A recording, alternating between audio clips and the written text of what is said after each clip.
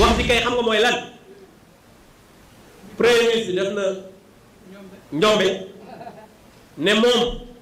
balaa le 15 su assemblée nationale règlement intérieur bi changé wuñ ko dina dem ci mbedd mi tey le 15 te changé wuñu dara.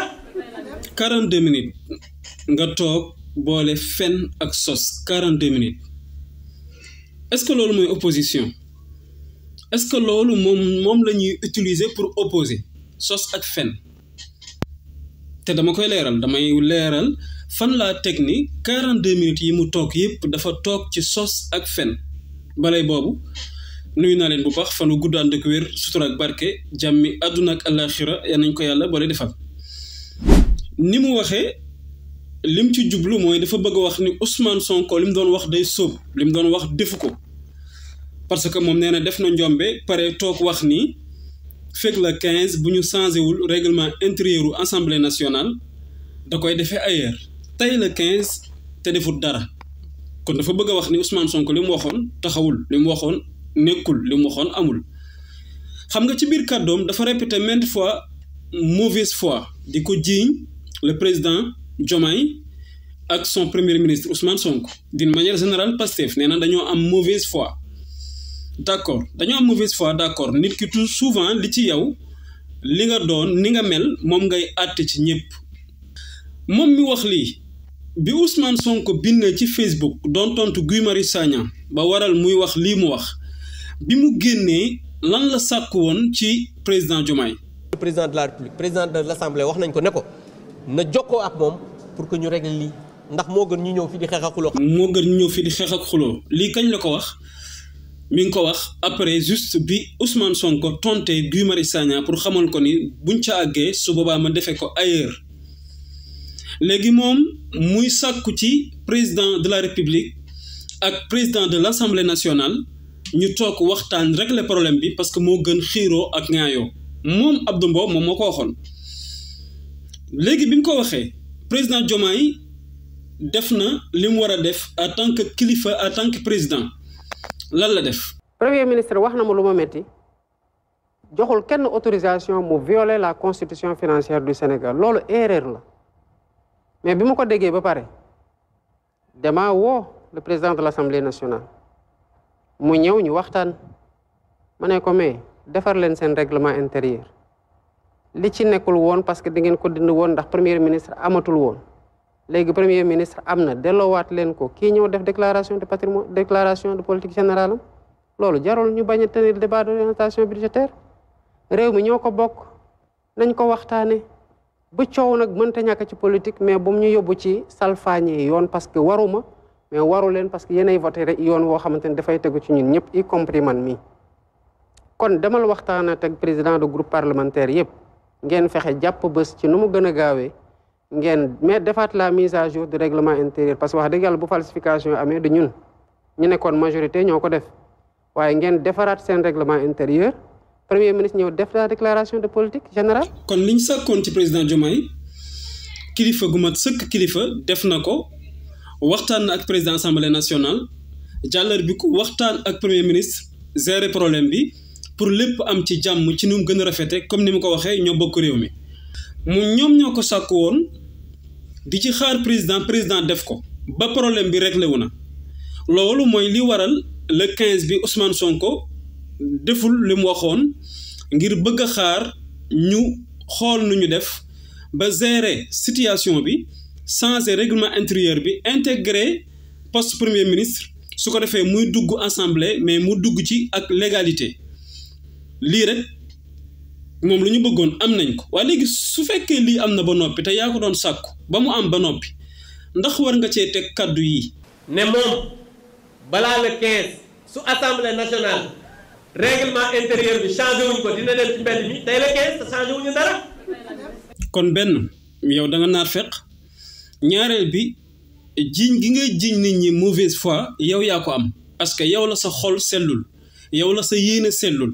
yow mi nga xam ni da nga doon woote wallu ngir ñu régler problème bi ñu foog ni da nga ko gëm ka nga doon woo wallu kooku dikk régler problème bi en tant que kilifa te loolu mooy cëram mu régler problème bi ba noppi ngay waxaat kàddu yi kon yow yaa amee mauvaise foi muy benn te 42 minutes yëpp nii nga koy toppee benn par benn lu mu ci wax budul ay fen ay sos la beneen a ngi nii. kenn xamul kuy président kuy premier ministre parce que président bi sax moom ci boppam nee na li mu bëgg moom mooy ki premier ministre bi nekk sax place am moom wane na ne moom amul matu pour nekk président loolu yéen ñëpp yéen a ko déggandoo yéen sénégalais yi. nee na ñun ñëpp ñun ñoo ko déggandoo ñun sénégalais yi day fen waxul dëgg lan la président Diomaye wax ba tax moom mu wëlbati ay kàddoom firee ko nii mu ko firee. depuis quand lañ commencé di wax que le premier ministre lorgne le fauteuil du président de la république daan ngeen dégg loolu daan ngeen fa dégg coup d'état rampant ci diggante premier ministre ak président de la république. alors man mënuma fonctionner noonu bëgguma fonctionner noonu xalaatuma fonctionner noonu xam lan moo tax parce que bu dee lorgne fauteuil je l'encourage à non pas lorgner le fauteuil mais à regarder le fauteuil clairement moom le premier ministre parce que 10 ans ngi nii ci gannaaw may xeex pour mu toog ci fauteuil bi te bàyyiwuma nag te duma mës a bàyyi pour mu leer dama ko ko yéene parce que xam ko dem ko ko yéene parce que xam ne mën na ko dem ko ko yéene parce que Sénégal laa yéene jàmm donc loolu dafa war a leer d'abord. lii la président wax te leer na te mooy wax gu ñuy wax ni à l'époque loolu su ma juumul c'était jamonoy Abdoulaye Wade ak Idriss Seck su ma juumul léegi président Diomaye delloo si wax jooju wax ni Ousmane Sonko ak man wuute na ak ñaar ñooñu donte ñoom ñi nga wax yu mel noonu waaye du benn opposition bi nañu xam ni waxuma sax Ousmane Sonko di jéem a teg ay ndëgg sërëx wala muy jéem a gas ay kàmb ngir sées bi ma toog lay fexeel mais déedéet mais dama koy sant mu teg ci bëtam ci xel mu dal maanaam mu am ci yaakaar ne dina ci toog ci xel mu dal te su loolu amee moom moo ko ciy jàppale moom moo ciy àndanteeg moom pour une simple raison loolu moo mës a nekk yéeneem Abdou Mbow wëlbati wax ji ni président Diomaye wax na ko sénégalais yépp ko dégg ci ne moom nee na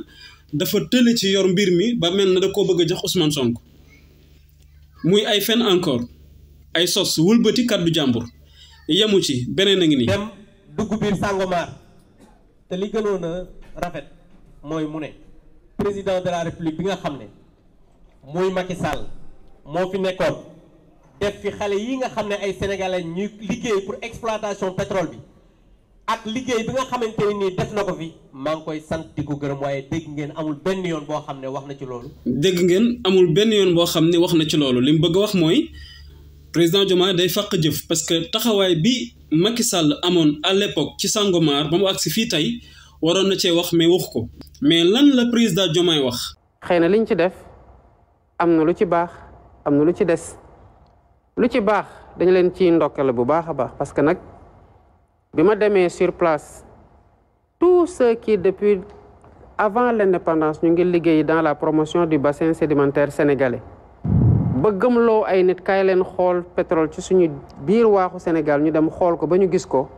mérité nañ ñu rendre leen un hommage appuyé quel que soit seen niveau d'implication. kon moom moo yam sax ci président Diomaye war a delloo njukkal fësal la ca Macky Sall defoon mais ni ngeen ko déggee Diomaye moom romb na sax loolu moom dafa dem depuis avant 1960 avant l'indépendance la dem c'est-à-dire mooy les techniciens. ingénieurs yi boroom xam-xam yi nga xam ni ñoo nekkoon di seet nu ñu def pour xam est-ce que pétrole am na fi amu fi fan la fi nekk ba xëy trouver ko booleeg mboolem gouvernement yi fi jàll tàmbalee ko ca premier président bi ba ci moom 4e président bi nga xam ni moom la wutu ñi ñëpp la boole ndokket leen sant leen gërëm leen kon wuute trop sax ak moom benn nit la doon wax te président Diomaye dafa boole mbooleem ku ci mësa laal ba tax tey Sénégal mën a am réussite ci xëy am ay baril de pétrole muy beneen fen encore beneen sos beneen wëlbati waxu jàmbur te yamu ci beneen a ngi nii. man maa ngi doog a gëm ne parce que dama daan gis ñu ne Sonko mooy Diomaye Diomaye mooy Sonko waaye man barki démb laa gëm ne dëgg-dëgg Diomaye mooy Sonko Sonkoy Diomaye ci wax ju bari ñàkk a dal ak wax loo xamante ni nii loo wax génn ca. ci wax ju bari ñàkk dal ak wax loo xam ne loo wax génn ci moom nee na ci la gëmee ni Diomaye mooy Sonko Sonko mooy Diomaye moom ci loolu la ko gëmee waa léegi ku ñàkk dal kan la ñuy jiiñ ñàkk dal xanaa dooma wax sénégalais yi nga xam ne ñoom ñoo toog di déglu président Diomaye ci kàddoom ñoom ñoo toog di gis ay réaction am ci mboolem fu mu dem moo xam ci kilifa diine moo xam ci julli it ni muy jëflanteeg moroom way juróom yi kàddoom ñu koy dégg toog déglu ko mu wax ba daaneel président Diomaye boobu moom nga mën a jiiñ ko amul kàddu gu dal kon mu doon ay fen ndax wuute na ak li sénégalais yi seede beneen bi ci des sax mooy li gën a leer mooy damay laaj ndax boroom ku amul kàddu gu dal jikko yi mu jiiñ président Diomaye bu ko amee ak président Diomaye ànd ak tey nekk chef de l'État gardien de la constitution maanaam doole ji ko yàlla jox tey mu yilif pouvoir bi yor état kooku muy jiiñ loolu kooku moo toog di waxee nii léegi ma laaj leen ndax ku mu jiiñ jikko yooyu dina waxee nii ànd ak li ko yàlla jox yëpp ci doole ndax kooku dina waxee waxin bi. bu rapport génnee nag ñi def rapport ñi def mission bi yenn saa yi ñu ne dañuy demander ouverture enquête judiciaire procureur lañ koy jox bu boobaa procureur dina def liggéeyam parce que bu dee man rek kenn enfreindrewul benn yoon liggéeyu àttekat yi mais nag na nit ñi li nga xamante ne mënuma nekk ci logique boobu man duma kuy fayantu man bu ngeen demee xool samay émission yu yàgg lépp luy en ak mer ak faj sa mer man nekkuma ci loolu man li ma metti ñu tooñ ma ko man ma moom ko man loolu dama ko baale parce que dama sant yàlla ci fi mu ma jaarlu donc toppañ ci kenn ci lenn maintenant nit noo ko bëgg topp tamit foog nga am loo ko toppe man mënuma ne nit ñi liñ fi doon defee yoon jaaduwul ba ma woote pour ñu xoolaat yoon nu muy doxee ba pare may gaawantu di fayantu pour satisfaire ay nit ñoo xamante ne dañoo mer. ndax ku amul dal dina waxee nii moom sénégalais yi nga xam ni ñoo ko fal patriotes yi nga xam ni ñoo xeex ba xëy yéegal ko ginnaaw yàlla mu jaarale ko ci loxo Ousmane Sonko ñooy revendiquer di réclamer justice di wax ni il est temps que ñu taxaw ci parce que li fi Macky Sall ak ñi mu àndal rey li ñu fi tëj ci lu ñu tegul ci yoon li ñu sàcc ci alalu askan wi ak yu ni mel di réclamer justice pour ñu lijjanti loolu moom mu ni bëgg a faj mer du tax mu def liñ ko bëgg a defloo ci anam biñ ko bëgg defloo mais ban anam la koy defee mooy da koy tëggaat justice bi xoolaat ko càmbar ko